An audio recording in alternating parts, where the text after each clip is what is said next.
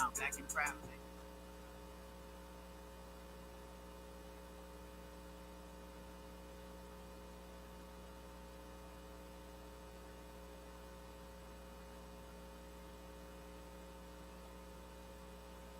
Good morning. Ooh, I'm louder than my mom. I have the privilege of introducing our speaker today.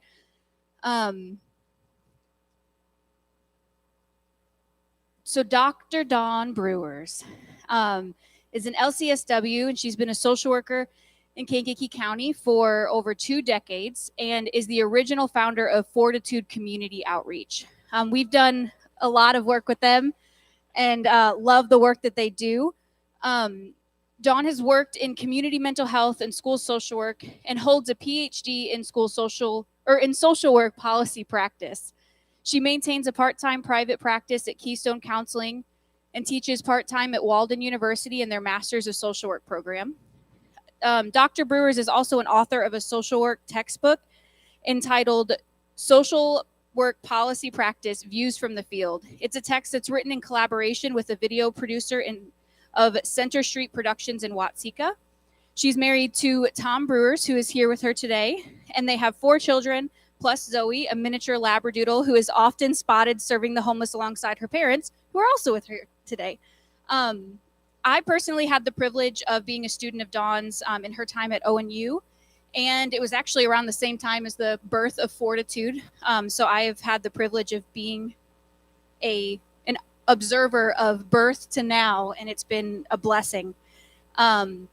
Her passion for community-based social work is actually a huge part of who I am today. So I have truly been inspired by the work that she does. And then having the privilege of working alongside with her during my time at the Salvation Army has showed more and more of her heart and passion. So I'm excited to hear what she has to bring to us today. You're going to hear about passion and heart. And then at the end of service, I just want to let you all know that there will be a second opportunity for a second offering. Clay will be at the back of the hallway to receive that. That'll go directly to Fortitude to bless the ministry. And then there's also on the welcome tables in the foyer, there are little envelopes that if you want to take home and give a donation at a different time, those are also there, as well as Fortitude Community Outreach brochures to learn more about some of those opportunities and details. But if we could take a moment to give a warm RLC welcome to Dr. Dawn Brewers.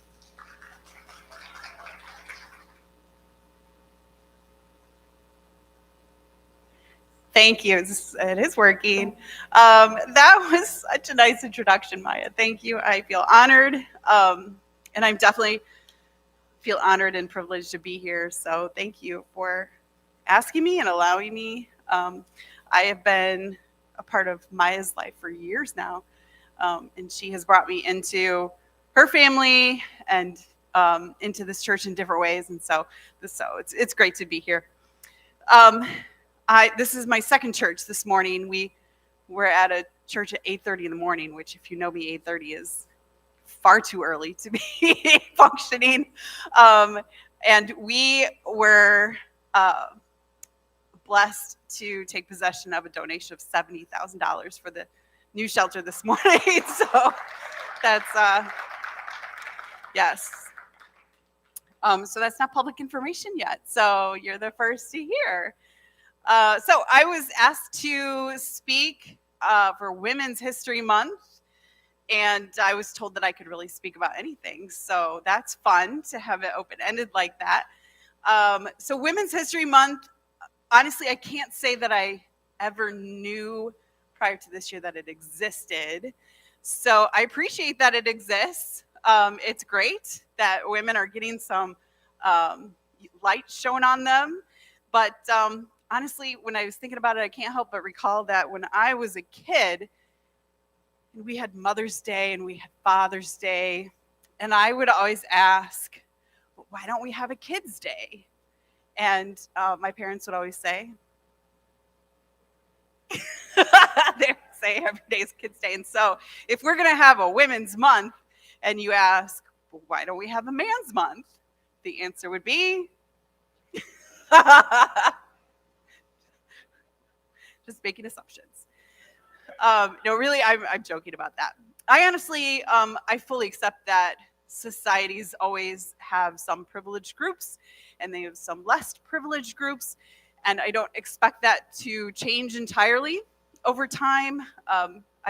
I can appreciate that God has created many different groups of people and many different types of individuals. I think that everyone brings different strengths to different things, and all of that works together to create some beautiful societies.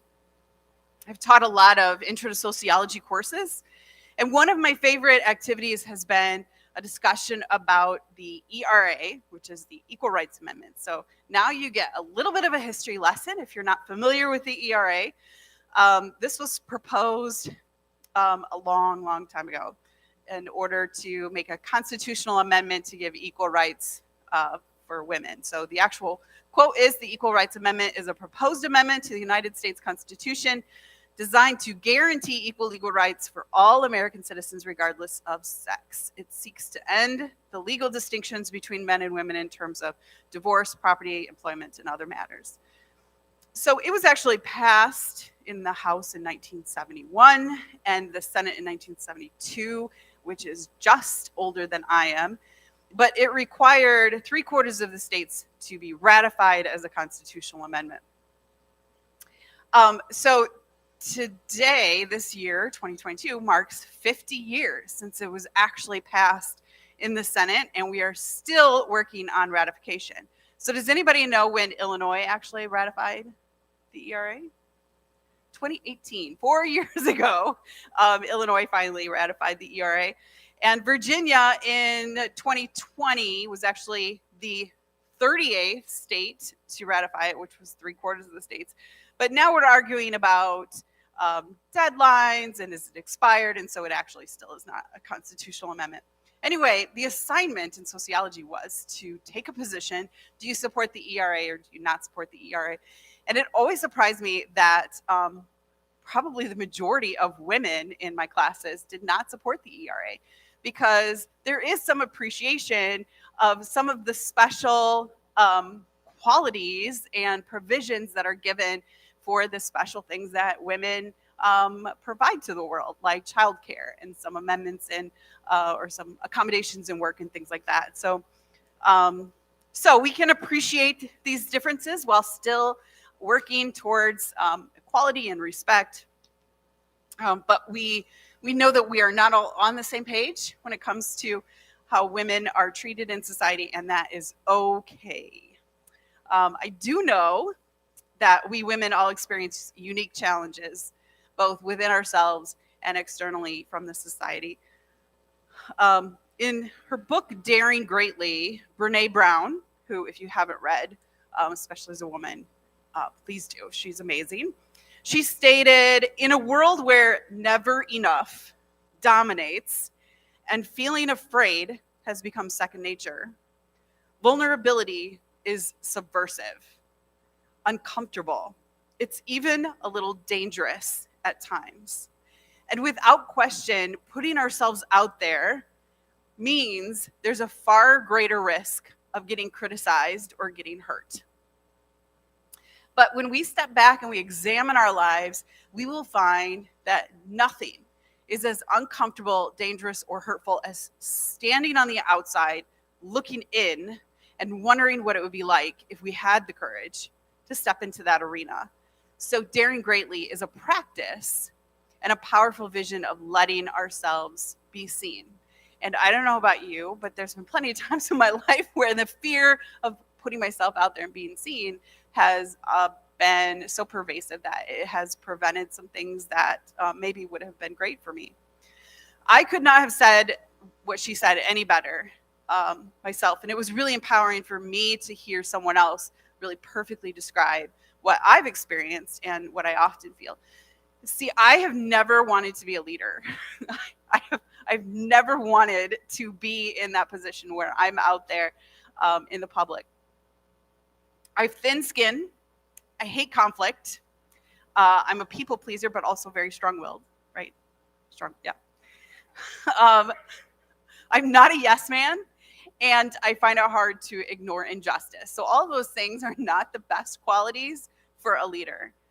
It's easiest for me to just work in the shadows where I'm not subject to a whole lot of scrutiny and where I don't have to deal with the subversive, dangerous, and uncomfortable, risky vulnerability that Brene Brown talks about. But God had another plan for me. And although I fought it for a time, and that there's still many days I fantasize about just working at Wendy's where I can take orders, and if there's a complaint, I just call manager over to take care of that. I am actually very grateful for the place that God has given me in our community now to be able to serve our homeless. So today, my organization, Fortitude Community Outreach, has been sheltering the homeless now for over 3 years. Yeah, thank you. We serve over 200 individuals each shelter season, which is from October to May.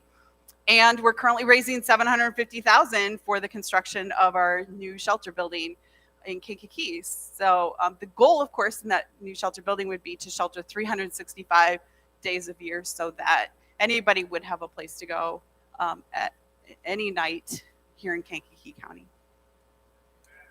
Amen. In 2016, as Maya talked about, I was teaching in the social work department at ONU, and this position led me to be a part of our local continuum of care, which is a group of homeless leaders in the area. They would meet monthly, and so month after month, I would attend these meetings, and we would all talk about all of the services that were needed for our homeless in Kankakee, but that we didn't have. And no one was coming up with any solutions of how we were going to meet these needs. And so that was very frustrating for me. And I began to kind of have this vision of how it could work, how we could fill that gap, how we could meet those needs that they kept talking about every month.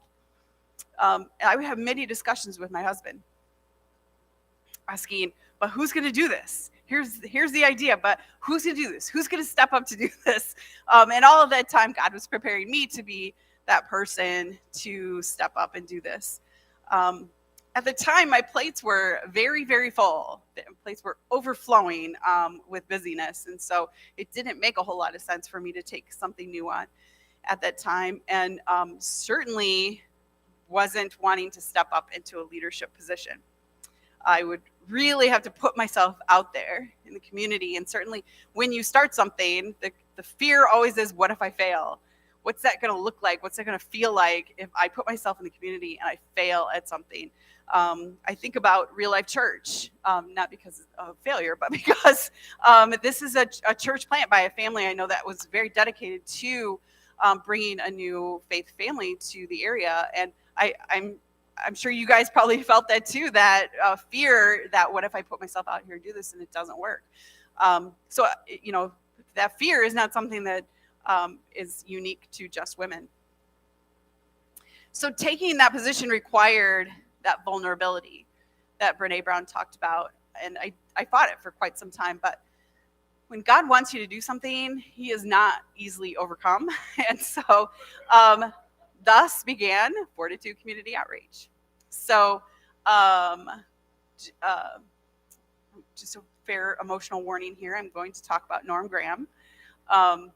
Because he is a part of our story as well. And so he needs to be talked about here at Real Life Church, where he's very relevant. So I want to talk about the story of how he came to have a role in our organization. Norm is certainly missed. I know here as well. In the very early days of Fortitude planning, as Maya kind of alluded to, I had mentioned, I guess, these ideas in my ONU social work classes, and Maya was a student, and she came to me after class one day and she said, you know what, I must have mentioned we were looking to do street outreach and we needed a place where we could be, where we would have permission to be in Kankakee and do street outreach. And so she came to me and she said, you need to meet my papa. He owns Graham's Furniture, and I think it'd be a great location. I'm sure he'd have no problem if you did street outreach there. And so next thing I know, I'm calling Mr. Graham. Now, looking back on that conversation, I could see him on his little flip phone taking my phone call in his store, probably reading his Bible as he's sitting in his store talking to me. And so we met shortly after, and kind of immediately overwhelmed by his generosity, his willingness to serve, his smile, and definitely his hugs. I think within seconds of meeting him for the first time, a hug that you just want more of. And so thanks to him, we were able to launch Fortitude as a street outreach with our first goal of establishing relationships with the homeless in the community. We wanted to gain that respect, that knowledge of who they were and what they needed before we moved to another step. So I appreciate what you said earlier about we want to do something well rather than do something quick and it not be the right thing to do. And so we needed to learn from the homeless what we needed to do. So Norm was there with us every single Thursday night for 3 years, maybe several years, every Thursday night. And on the coldest nights of street outreach, and believe me, there were some cold nights of street outreach where we couldn't be out for a few minutes without our toes freezing and our fingers freezing. And so he, in nights like that, would be sitting in his loading dock with a couple very strong heaters blowing right on him, and he would just sit and wait for someone to come and chat with him, one of our guests that we were serving. And he never missed an opportunity to talk about God, to share his love for God with anyone, definitely his greatest passion. And so we would not be where we are today without Norm. And I know he has many, many legacies, but definitely he will always have a legacy with our organization. So interestingly enough, for sure, I know he's listening. Interestingly enough, the location for our new shelter construction, which was a piece of land donated to us, is directly across the street from Graham's Furniture. And so it's just so fascinating how God has a plan all along the way, and definitely before we as human beings could create those plans. So our years of street outreach and the relationships that we developed with the homeless led us to an understanding that we needed, most of all, an emergency shelter. So this time God was asking me to make a big step, and that step was to make Fortitude my full-time work, and meant that I would have to place myself in an even more public position. I would have to be asking our community to give money to a new baby organization. So I was being asked for more vulnerability, more fear of failure, more feelings of inadequacy.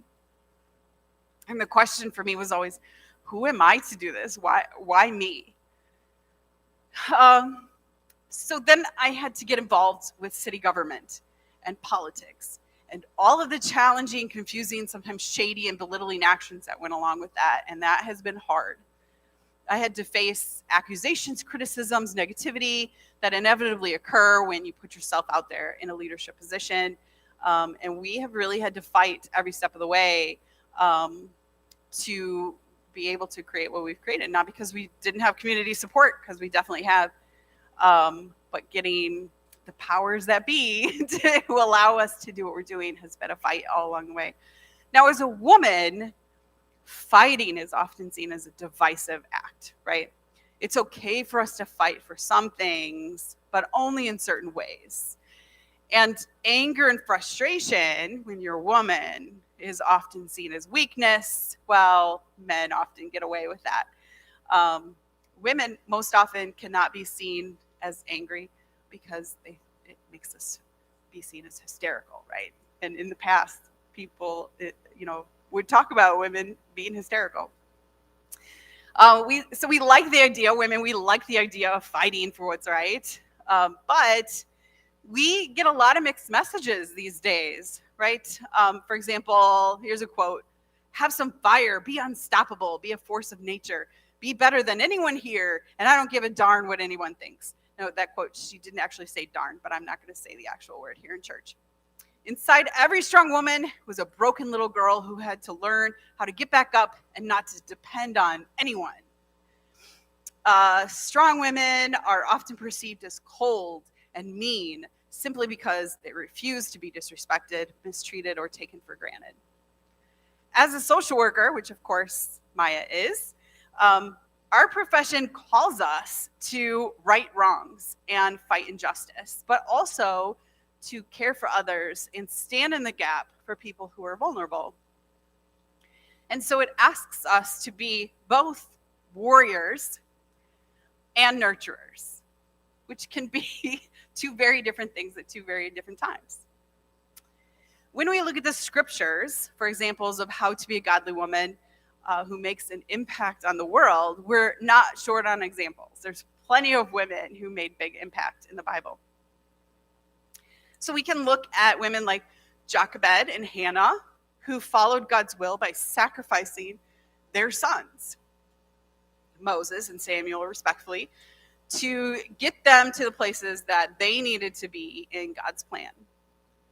We have the imperfect Bathsheba, Rahab, and Mary Magdalene, who, despite their faults, played key roles in God's kingdom and the story of Jesus. We have Mary and Martha, who hosted Jesus in their home. Now, take a moment and just think, women, about hosting Jesus in your home. How cool would that be? And I love these examples of Mary versus Martha. Martha today would have been that woman making Pinterest-type meals and entertaining, having a pristine kitchen, probably Instagram-worthy decorating in her house, right? But Mary would have been that woman, probably with her hair in a messy bun, reading all the time, listening, being lost in thought, caring only about becoming the best servant of Jesus that she could be. And I think probably we all have a little bit of both of those in us. The scriptures also give us Proverbs 31, which is the standard of a wife of noble character. So I kind of hate to bring these up because my husband's here and he's going to expect these of me, but this is a woman who works hard, she provides for the family, she opens her arms to the poor, she supports her husband, takes his seat, her husband who takes his seat among the elders. She makes food and she sews, she plants fields, she makes the bed. I actually do make the bed for you. So I don't know about you, but I am some of those things about women, but I am nothing like some of the other things. So the messages that we get from everywhere in society, biblically, professionally, from other women, are often all over the map, and they tend to box us in. You know, we can't be this, we can't be that, we're not supposed to be this.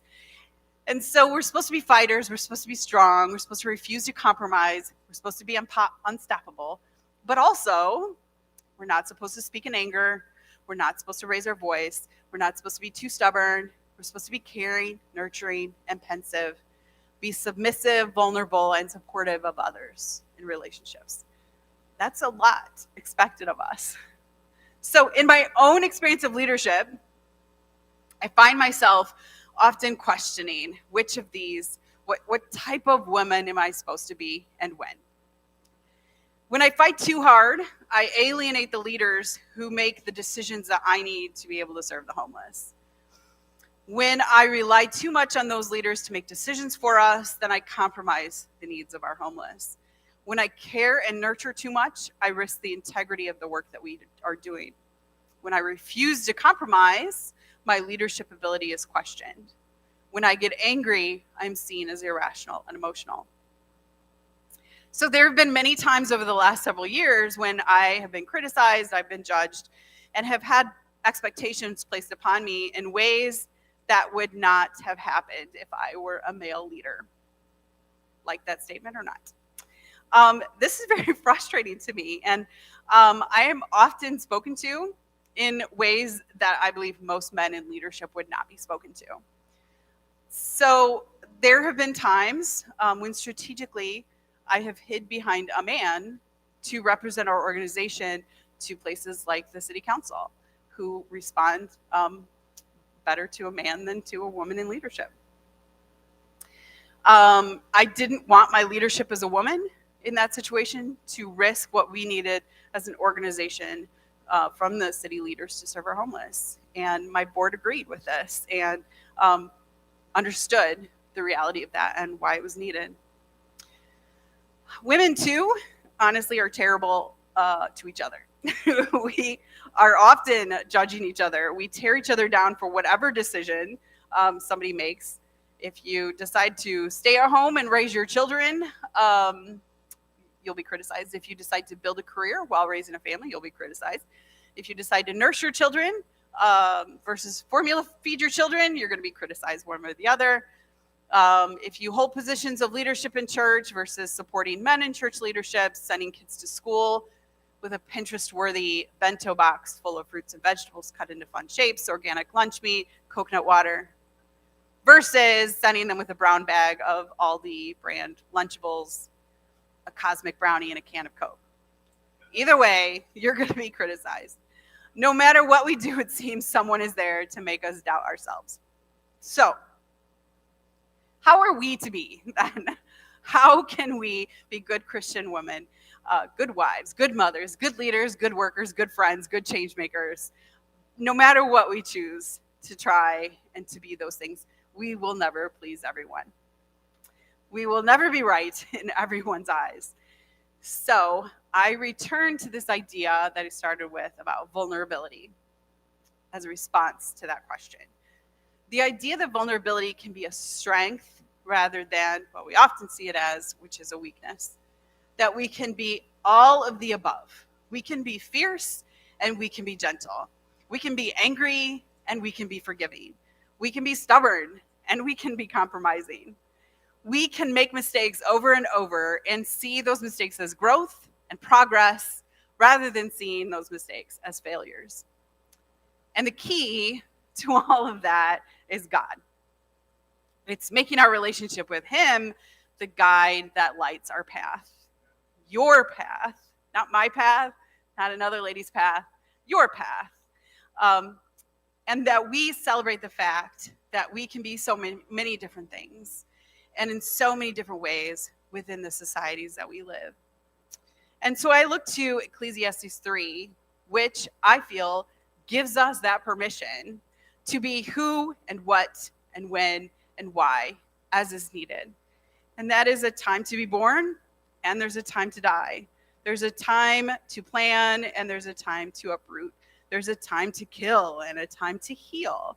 There's a time to tear down and there's a time to build. There's a time to weep and there's a time to laugh. I have the same issue with glasses. There's a time to mourn and there's a time to dance. There's a time to scatter stones and there's a time to gather them. There's a time to embrace and there's a time to refrain from embracing. There's a time to search and a time to give up. There's a time to keep. There's a time to throw away. There's a time to tear and there's a time to mend. There's a time to be silent and a time to speak.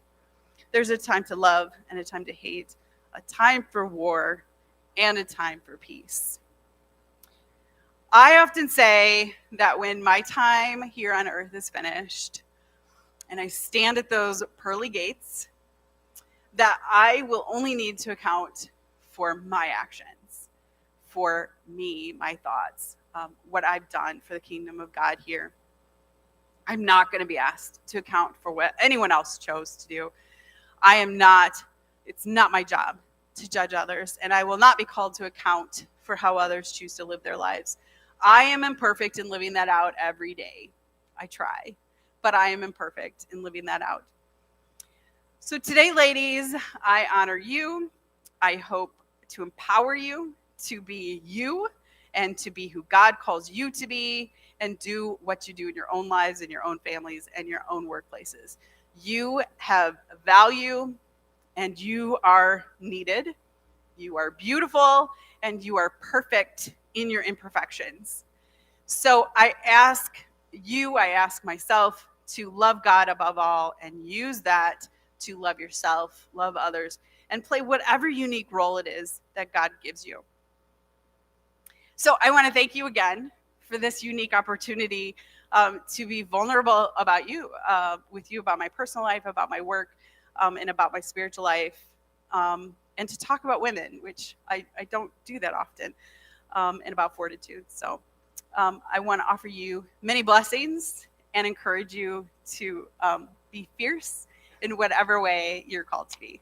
Thank you.